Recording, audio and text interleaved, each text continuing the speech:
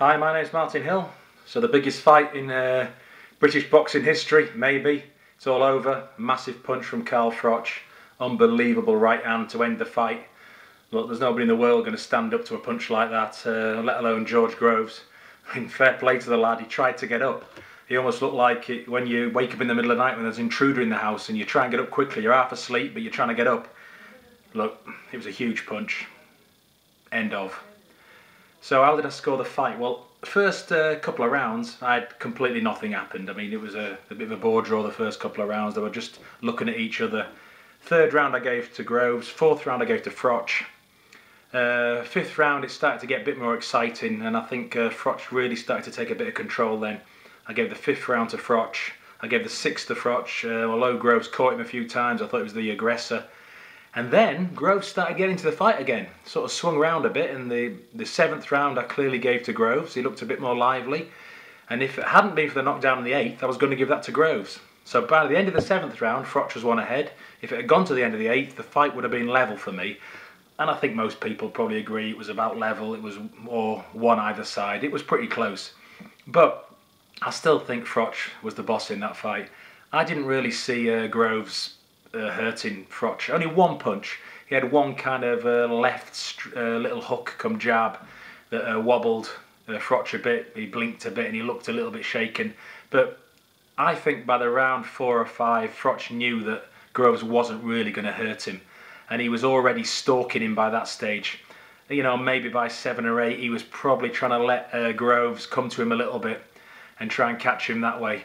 But, you know, Groves fought okay, not as good as the first fight, but he didn't fight as good as that because of the way Froch fought. Froch looked determined, he looked disciplined, he kept his distance nicely, got the jab working a bit better, and he just looked tougher altogether. He looked clued up, clued in, and he did the business like he should do, really, because let's get it right, Carl Froch is a great world champion.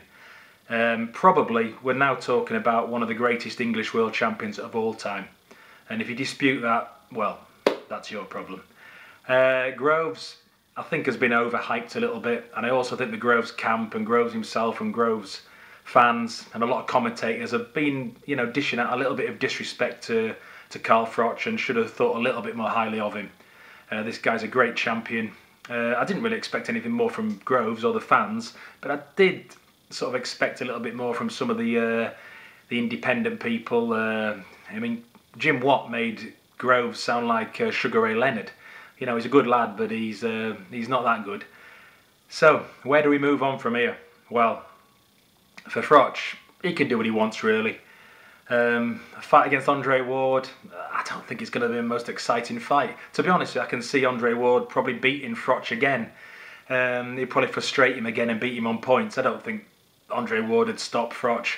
I mean, he'd have a chance, Froch, of catching up with Ward. You know, he's not getting any younger. He's 30 now, and he might have a chance, Froch, against him. But I can see a points victory for Ward again, and I don't think it's a fight many people want to see. It wouldn't be the most exciting spectacle.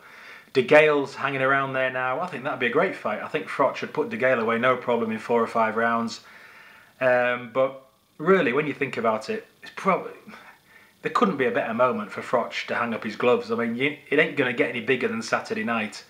And he's got a bit of a dilemma on his hands what to do there, but it's a good choice to make. For Groves, I think he's got a little bit of a tricky road ahead, because a lot of the top guys watching the last 2 fights against Froch are going to fancy their chances against Groves. You know, there's a chink in the armour there. He's a good boxer, he's quick, he's good combinations, but he does tend to wilt a bit, and he does tend to just not have that resilience that you know, world champions have, that inner strength. When it really gets to the heat of battle, when they really get strong, he tends to go the other way and weaken quite quickly. So whether he's ever going to be in that top group of world boxers, I'm not quite sure. I think they're always going to find a way of beating him. He's got to improve. He's got to find something in his locker and toughen up a bit if he's going to beat those guys.